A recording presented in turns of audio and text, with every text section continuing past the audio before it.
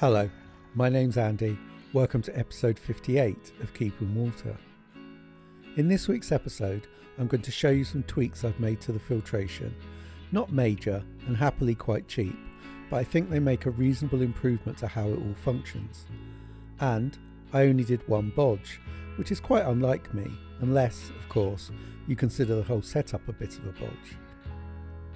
I've had a fantastic week for new subscribers and some lovely comments on my videos. Thank you to everyone who's joined, commented and even just watched. It's really motivating and encouraging. This week's also been a good week in the pond. The carp appeared to continue to improve, the fry are doing really well, and the water clarity is getting back to normal. I even managed to trim the plants. If you're not subscribed, I'd really appreciate you clicking on the subscribe button. I release main episode videos weekly and clip or long clip videos once or twice a week. I try to vary what I cover, from technical topics like filtration to fish-based ones like health or behaviour. I absolutely don't claim to be an expert, but I'm learning all the time and occasionally have a good idea along the way. Finally, I had some technical issues with some of the video clips, resulting in some pale colours. I've tried while editing to standardise how everything looks, but it was a little tricky. I was also planning on including some underwater footage again this week, but illness got in the way of that, I'm afraid.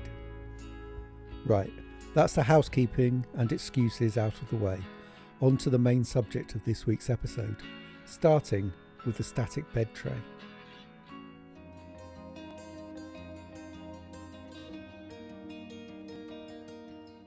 If you watched episode 55, I took a look at the pseudo upflow chamber I made in my multi-bay, and in doing so compared it to the normal static chamber, finding that it appeared to collect more detritus and muck.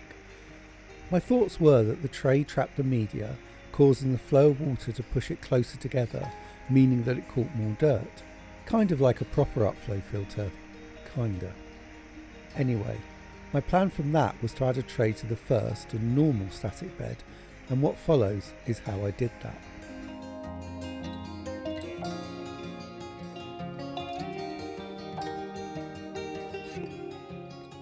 Making the tray for the static bed was fairly straightforward. The first step, obviously, was to measure the right length and width, although adding a few millimetre extra as the grid will be pressure fit to keep it in place. I marked with a hacksaw or Stanley knife as it's easier to see on the black plastic, and it also gives the saw a starting point.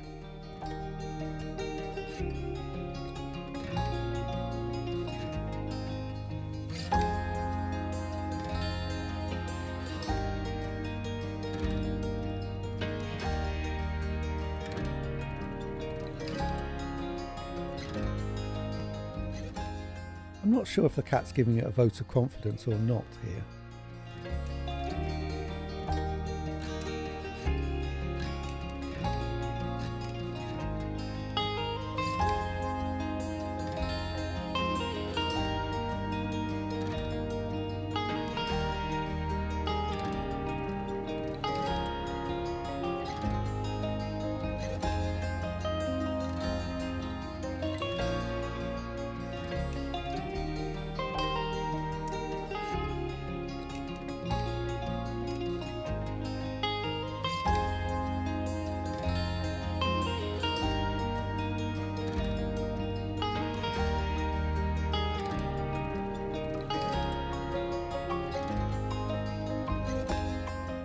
That cut, there's some more measuring, marking and cutting, and I've got the finished shape.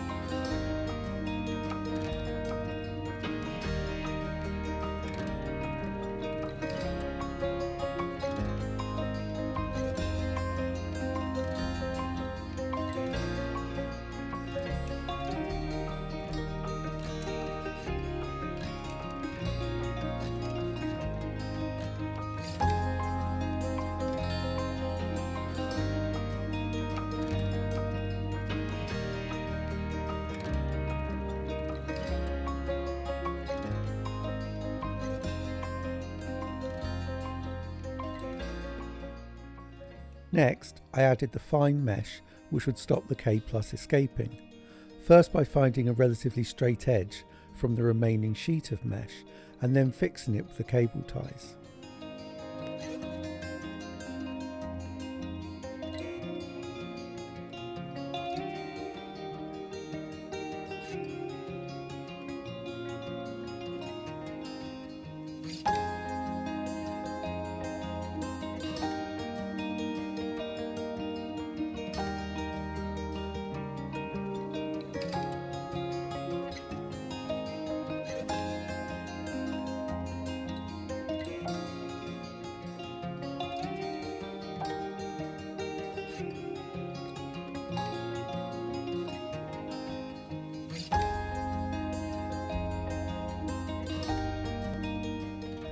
After which I cut the mesh a centimetre or so around the grid.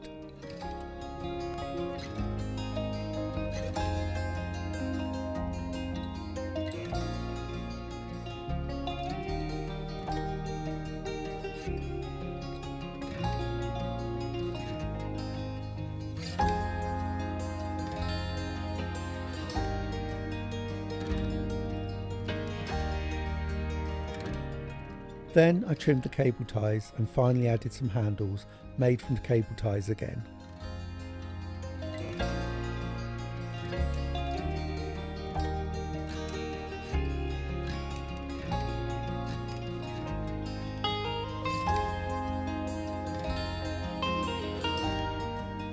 Next, a quick fit test, which showed I got the size spot on, as it was tight enough to hold in place, but not so large that it was difficult to position.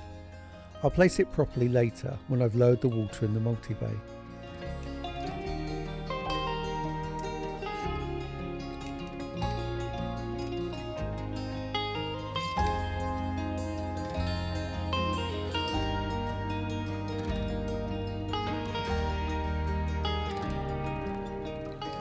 When I made the moving bed, the two main issues I had were stopping it overflowing because media blocked the outlet, and also stopping the media from escaping to the pond.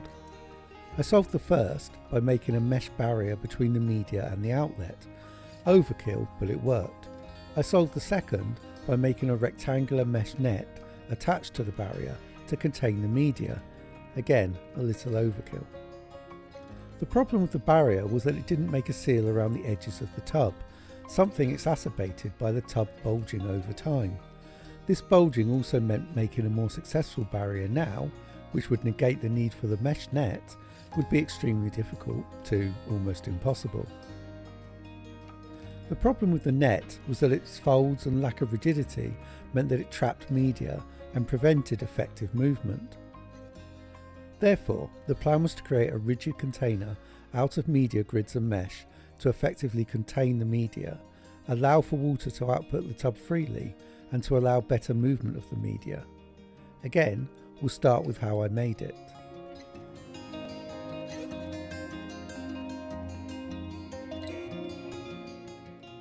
The container for the media bed was formed from 5 pieces, each made from media grids, mesh and cable ties, and put together in the same way as the static bed tray.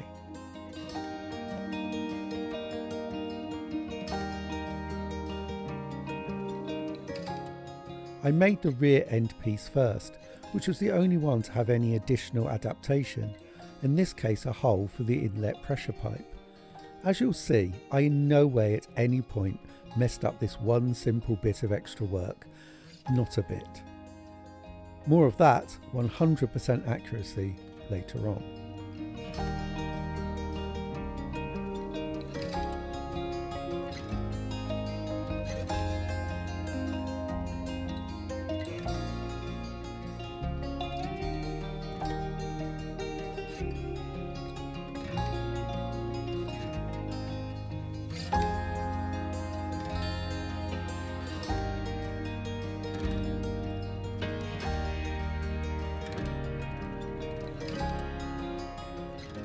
Once cut to size, I then measured where to cut the hole for the pipe.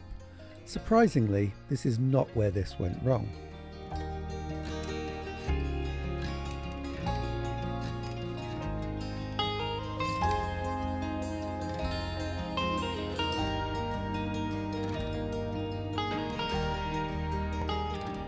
With the position marked, I cut around a 2-inch pipe offcut to mark which parts of the grid I had to cut out.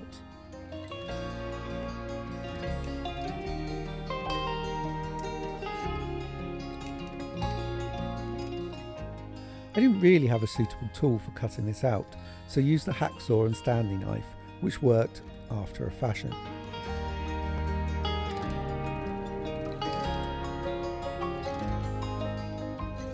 Once done, I could push the cut grid out and test it with the offcut. Again, this was still all correct. Then I moved on to the first of the 2 side pieces, all just a case of measuring, marking and cutting.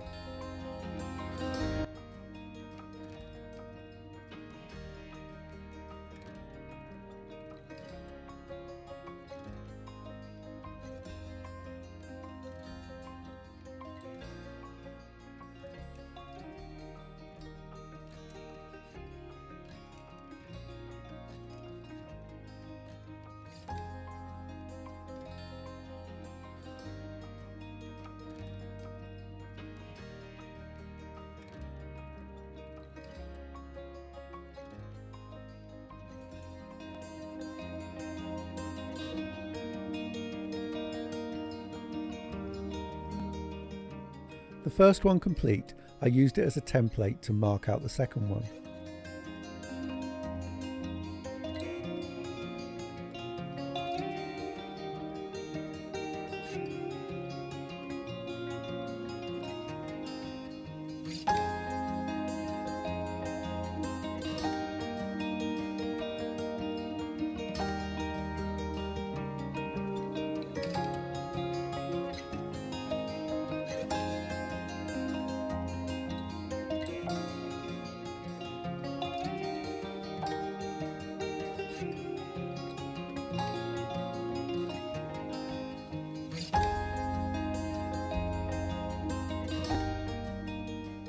After that, I made the second end piece and the sides were done.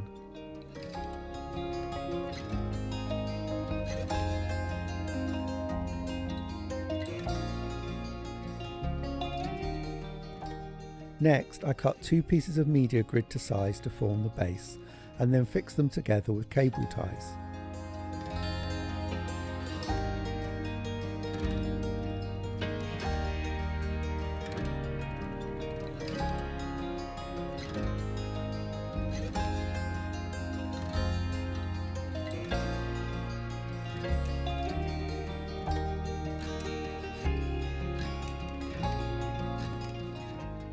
Then it was time to add the mesh to all the pieces, starting with the base. I followed the same process as for the static bed tray, offering up the sheet of mesh, fixing it with cable ties and then trimming both the mesh and cable ties once done.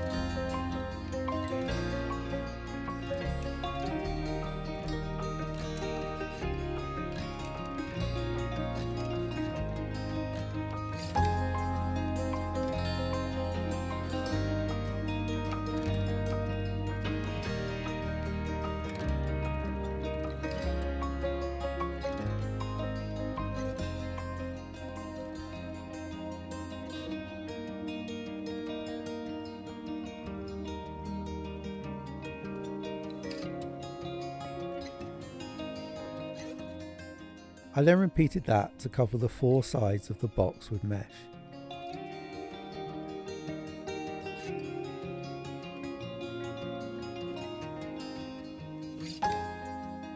Once that was completed, it was time to construct the box, starting with the first end pieces. Again, I used cable ties to fix the bottom of the end piece to the base, then continued by attaching the sides and the remaining end piece together to form the box shape.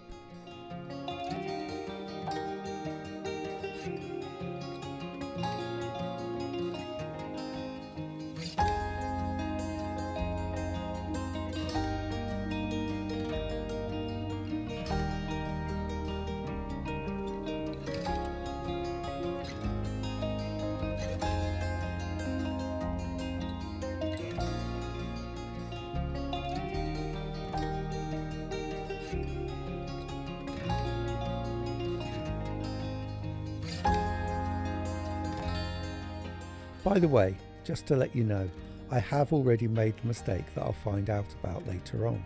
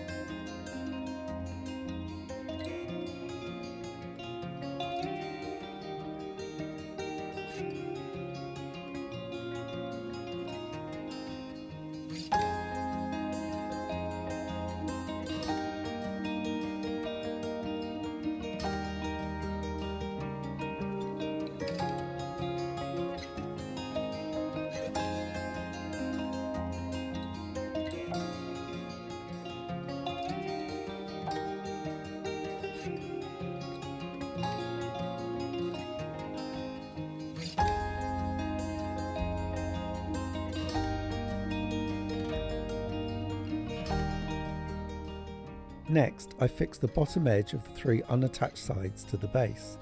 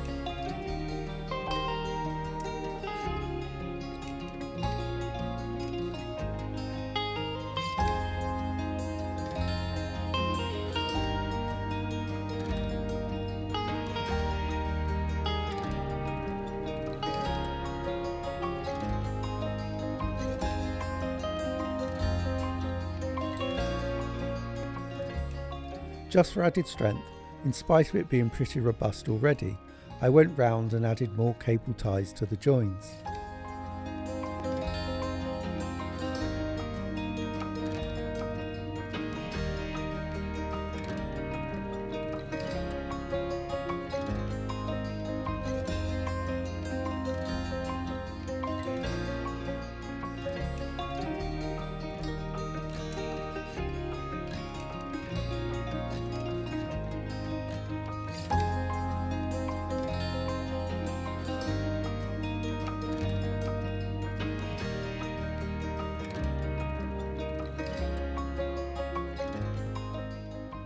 And just to be extra sure that it was strong enough, I went round again and added more cable ties. I guess it was kind of, sort of, maybe necessary.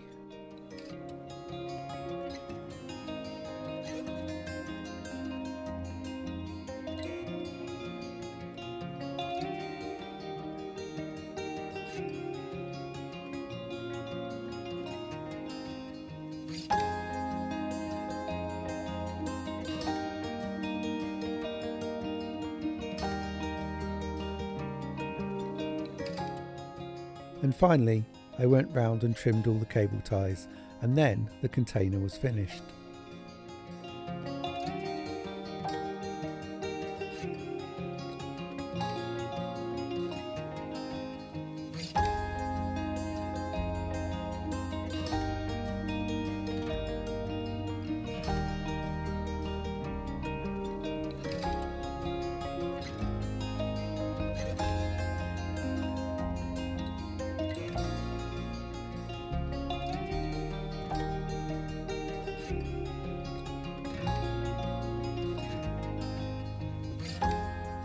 So, I lowered the water in the multi-bay and positioned the tray above the media in the static bed chamber.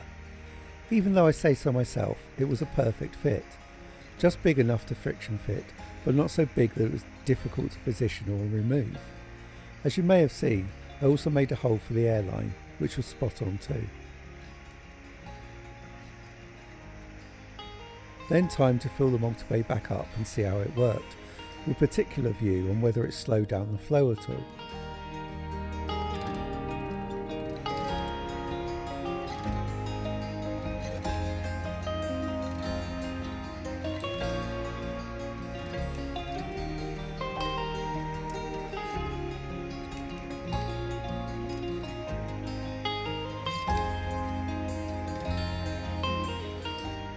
All looked good so far, but I'll take another look after it's been running a while, which you can see at the end of this video.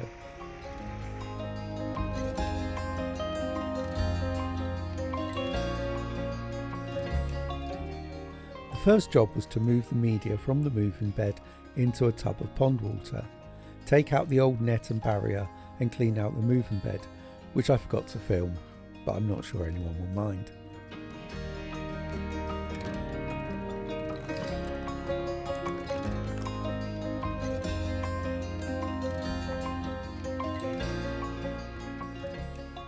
Then I could fit the container into the tub, and to be honest it fitted in as well as I'd hoped. No real difficulty in getting it in, but still large enough to make the most of the available space.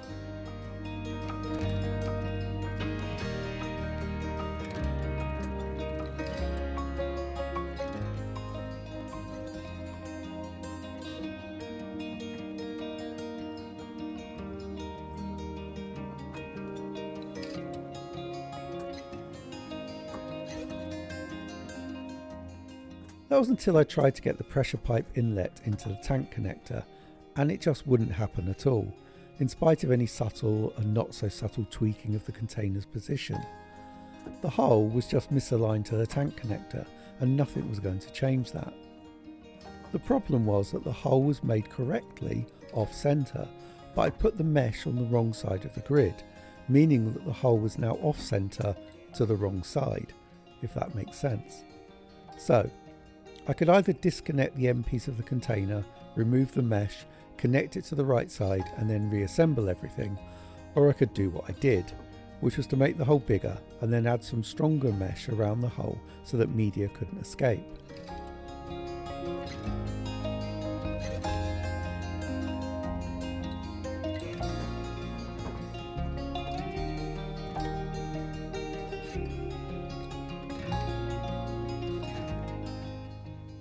With the container now in place, I could add the air discs in the position I felt would best spread the air and move as much media as possible.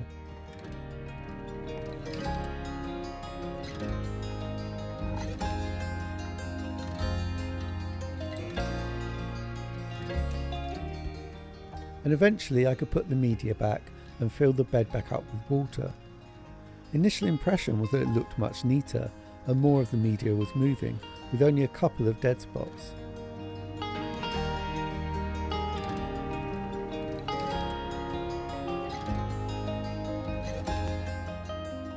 As the media had been out of the system for a while, in spite of it being in pond water, I thought that it wouldn't hurt to add some pure pond balls to the bed, just to give it a little boost and recover any lost bacteria.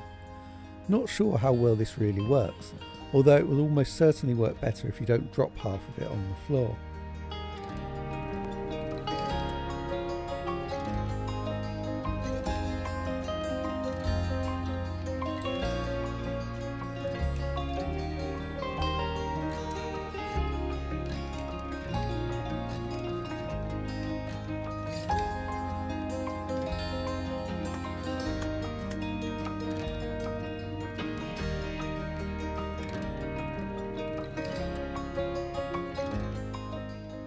So a few hours later, I thought I'd take a look and see how it's running. Though first, I'll stop and have a quick look at the fry.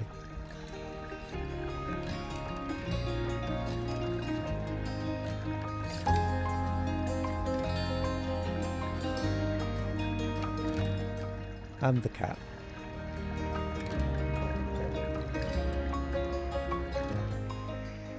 I'll start with the moving bed. It's clearly working better, although the front disc is producing more air and therefore movement than the rear one. I think if I add taps to the air lines, I could regulate the flow and get a more even spread, which would still mean some dead spots I guess, but hopefully they'd be smaller.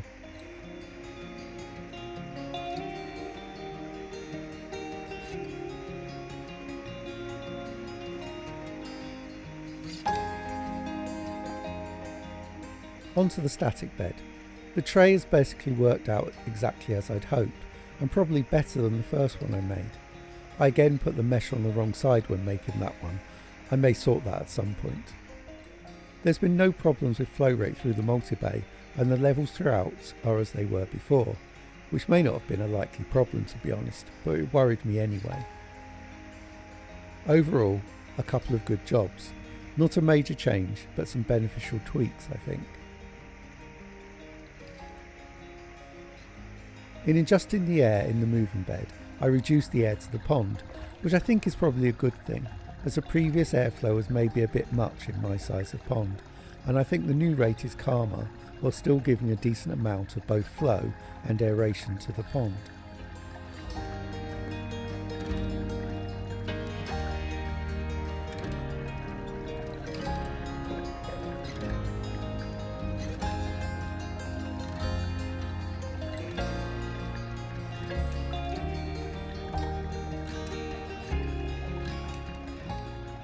Whilst we're looking at the pond, I'll mention that the water clarity is looking better after a longish period when treatments and heavy rain had clouded the water quite a bit, and with the carp appearing to be on the mend, the rudd fry looking like they're thriving for now, and the new tweaks I made, pond keeping is actually a pretty positive thing again. Thanks a lot for watching this episode of Keeping Water, I really do appreciate it. Over the next week, I hope to complete a lot of underwater filming, to monitor the carp, check up on the fry, maybe even see the mysterious disappearing fish, and generally try to capture some interesting film of life underwater. With luck, I'll show the outcome in next week's episode. Once again, I'd love it if you'd subscribe. There's much to come over the next few weeks, including autumn prep and some new fish. Just click that button and then the bell and then the all option and you'll not miss out. Thanks again for watching, and I'll see you next time.